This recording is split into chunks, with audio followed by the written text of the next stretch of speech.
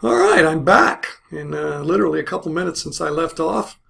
Who knows? Today it might be several minutes or hours or days since you last saw this edition, this discussion of the invisible hand. So this is invisible hand part 2.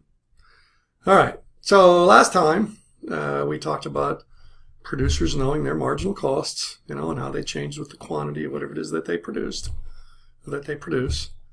and then comparing to price, they know they can predict what profit they're likely to make. All right, and so the second point to be made here about the invisible hand is, okay, so what's the first point? The first point was that it minimizes the cost of making the equilibrium quantity of the good. Okay, and the second point is that it efficiently allocates resources across industries. Okay, so that, how does it do that? Well, because people are selfish and greedy, and not all, of course, but many motivated, trying to make as much money as possible. Again, why? That's not so bad in most cases, because as much money as that they can make in a competitive environment is not very much money at all. Okay? They've got to try to max out in order to cover all their expenses and have a little bit left to live on, right? To cover all their opportunity costs. All right, so folks that know their marginal cost line, which is pretty much everybody, okay, can compare that to the publicly knowable price of anything. Thus, on that basis, to know what they would be best off producing, okay, to know where their profit opportunity is greatest. And they may shift industries when the prices change, and therefore change the signal of which one is most profitable. Okay, so we get the correct resource allocation across different industries because producers can know where their profit rate, based on what they know they're able to do, is highest. Okay, so then a price changes, that signals to many potential producers a potential profit change, and if that's more than what they're making, in the industry that they're already in, they'll say, I'm switching to my industry, which is a lower profit industry than this other one, based on this price that I just saw change. Okay, so nobody kicked them, nobody picked them up, nobody sent them a letter from the government saying, your resources are now more useful in Industry B than Industry A. Move it! No, nobody said anything to anybody.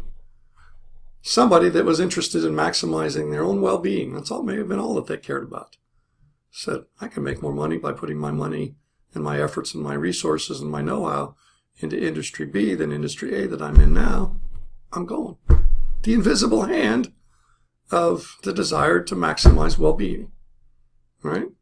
So, when one industry seems to yield more profit than another industry, probably because of a recent price change in one or the other of them, some resources for marginal producers. What is a marginal producer? Is that somebody that's poor at what they're doing? Maybe.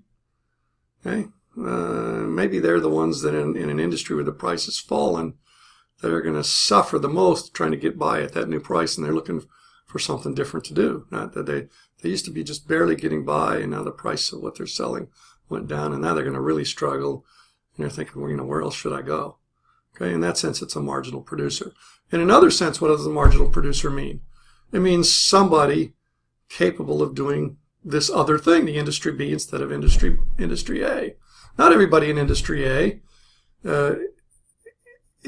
once seeing that the profit rate of B relative to A has changed, is going to even consider making that move, because maybe they just don't know enough about that other industry to know that they can make good money there. Again, they know their marginal costs for what they are doing. If they have no idea how to make this other product in Industry B, they may not have any idea whether even with the price change in A versus B, whether they can make more money in B. And in the case of some of those marginal producers, either in terms of ability or in terms of suffering as a result of a price change, they're not all going to go. And that's what we mean by marginal producer. You see what happens if you're in industry A and somebody that is a marginal producer leaves, right, for the now more attractive industry B, either because of a lower price in A or a higher price in B. What's that going to do? That's going to lower the profit rate by making it more competitive in industry B. It's going to increase the profit rate in industry A. Okay, so then people in industry A are saying, that's the only way I can make a living. Somebody else please leave. I can't go. Okay, so they're urging others to leave because this is the only thing I know and I love it. I'm not making much money now at this current price. Please, some competitors leave so that the price will go up. I can make a living again. And typically, the free market obliges them. Right? There almost always are. That was a tongue twister I didn't anticipate. There almost always are marginal producers of anything. And there's the ones that shift from one industry to the next when profit rates change. So sort of like our marginal cost principle that we talked about in the previous edition here in Invisible Hand video number 1. In Invisible Hand video number 2, the point here is that profit rates will be equal across producers. Right? Invisible Hand number 1 was about marginal costs being equal, okay? And that would happen naturally, and that would cause equilibrium quantity to produce that minimum total cost. Okay, now we're saying that profit differences invisibly signal, because they come with a strong incentive, which is to make more money, which is invisibly signal producers that can move from one industry to another to do so. And that's good because the differences in the profit equalized, right, lower the profit in the one industry a little bit, but it's higher than where they were before. And by them leaving the industry they were in, profit rate goes up there. So the natural tendency of business people to try to make as much money as they can in a competitive environment with fully informed buyers and sellers. Okay, so we're talking an honest profit. We're not talking a profit by sleight of hand or by fraud or by deceit, but an all-knowing, everything, all out on the board, fully informed, and remember, we're talking about competition, and one of the key assumptions is perfect information and easy entry, easy exit.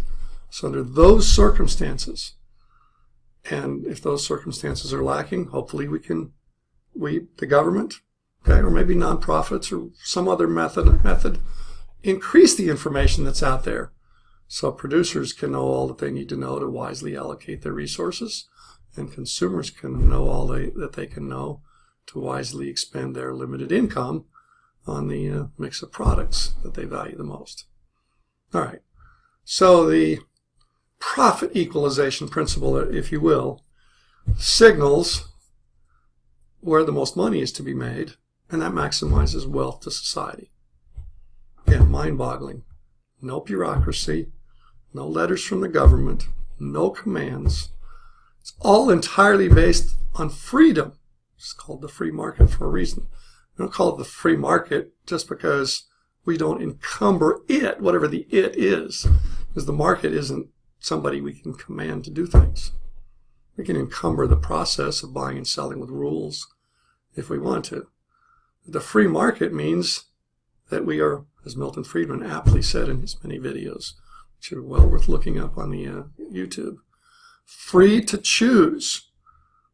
Producers, people as producers, are free to choose what to produce. People as consumers are free to choose what to consume. That process, with few exceptions, maximizes wealth to society, minimizes costs, maximizes wealth to society. And what are the few exceptions? Not enough competition, poor information, externalities, positive or negative, which, remember, that's the same thing as spillovers. Okay? Few exceptions, small exceptions mostly.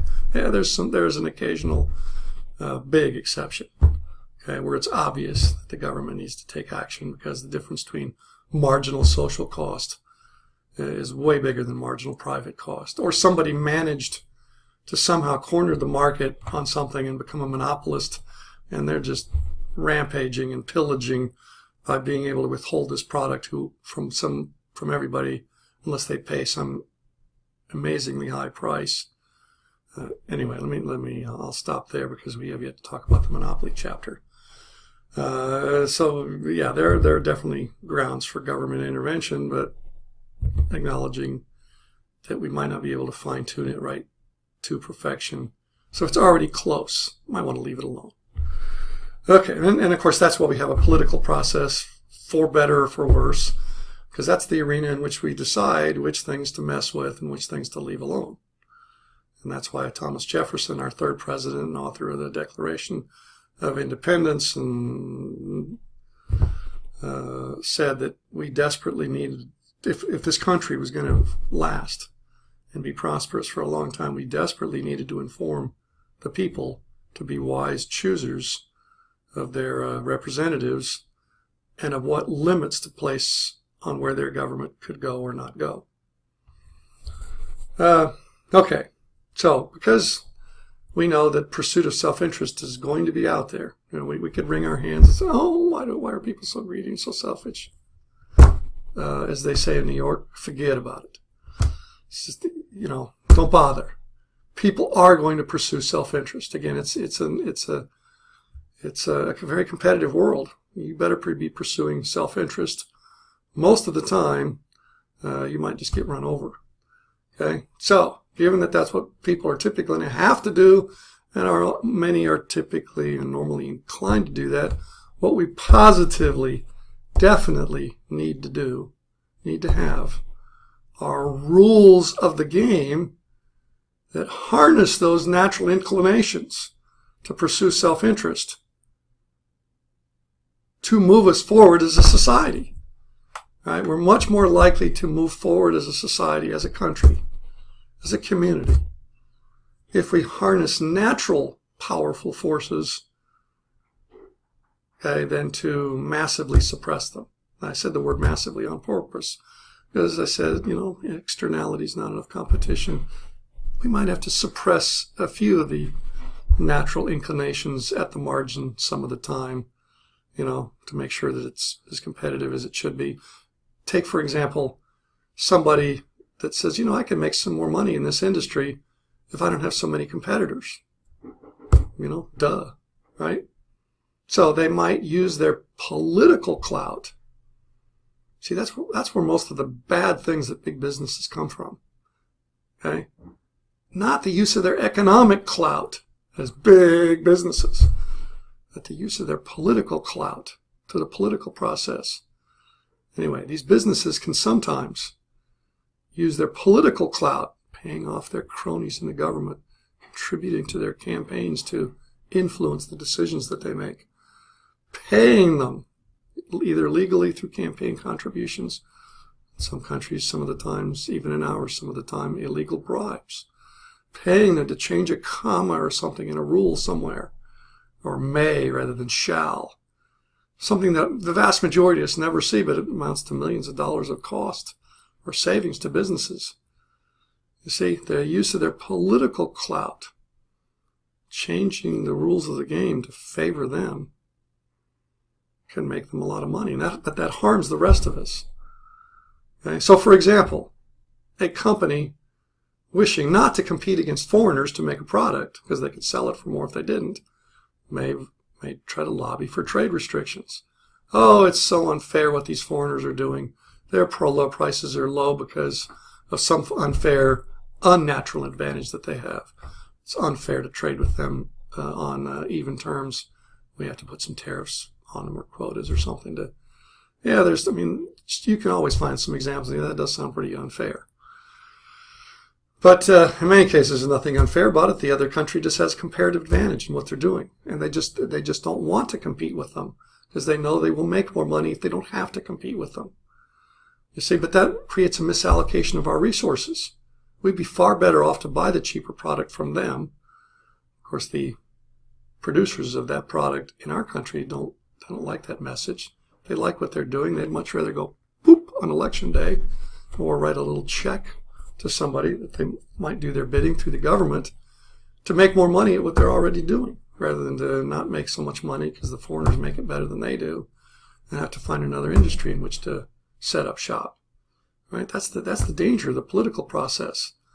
Is there's so many things upon which to base your vote, but you may be tempted to base it on one thing.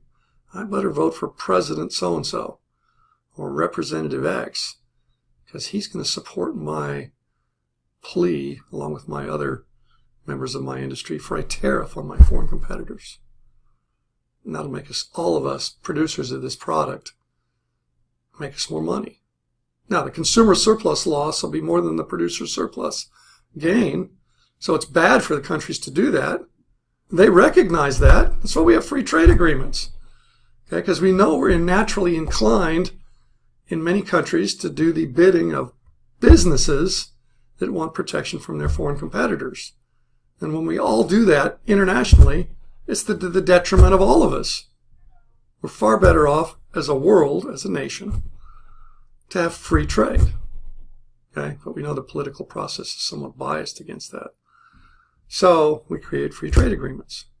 Okay, and I'm not making a blanket statement about free trade agreements. There's things called free trade agreements that are managed trade agreements. Okay, so the World Trade Organization is pretty good. There's not too much managed trade built into that, but NAFTA, North American Free Trade Agreement, that's thousands of pages long.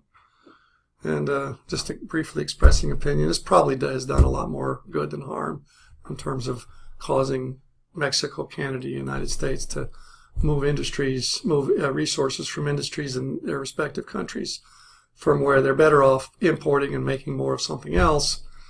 But there's, you don't need 2,000 pages to lower trade barriers and let people reshuffle what they're doing to move resources from comparative disadvantage to comparative advantage.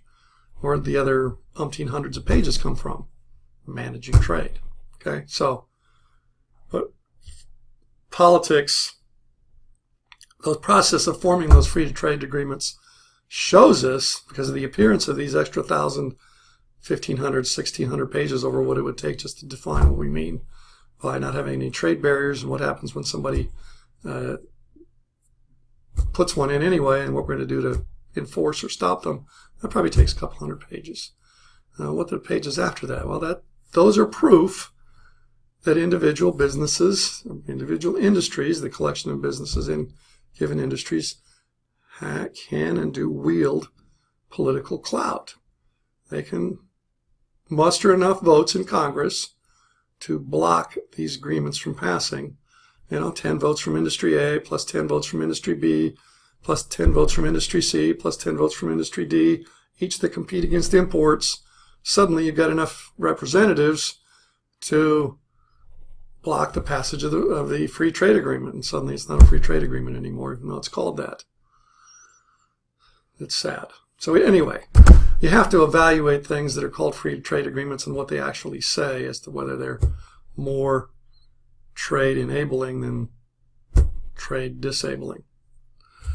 All right, on that note, because my mouth is dry again and I want to view my script a little bit more, I'm going to shut this off. And I see from the time that Visible Hand 1 was about 20 minutes and Invisible Hand 2 is about 19. So, hey, about even chunks of a yakety yak on critical economic concepts, the kind of thing that Thomas Jefferson wanted us all to know, because he wanted government of the people, by the people, for the people, a phrase from Abraham Lincoln, to work for a long, long time.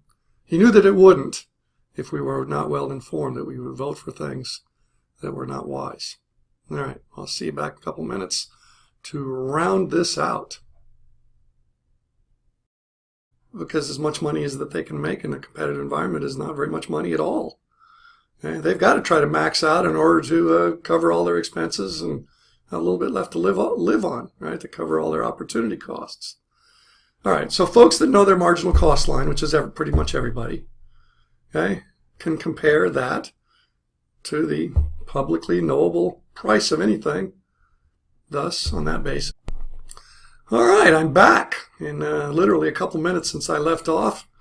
Who knows, today it might be several minutes or hours or days since you last saw this this edition, this discussion of the invisible hand. So this is invisible hand part 2. All right. So last time we talked about the good. Okay. And the second point is that it efficiently allocates resources across industries. Okay. So that, how does it do that? Well, because people are selfish and greedy, and not all, of course, but many motivated, trying to make as much money as possible. Again, why? That's not so bad in most cases. Producers knowing their marginal costs, and how they change with the quantity of whatever it is that they produce, and then comparing to price, they know they can predict what profit they're likely to make. All right, and so the second point to be made here about the invisible hand is, okay, so what's the first point? The first point was that it minimizes the cost of making the equilibrium quantities, to know what they would be best off producing, okay, to know where their profit opportunity is greatest.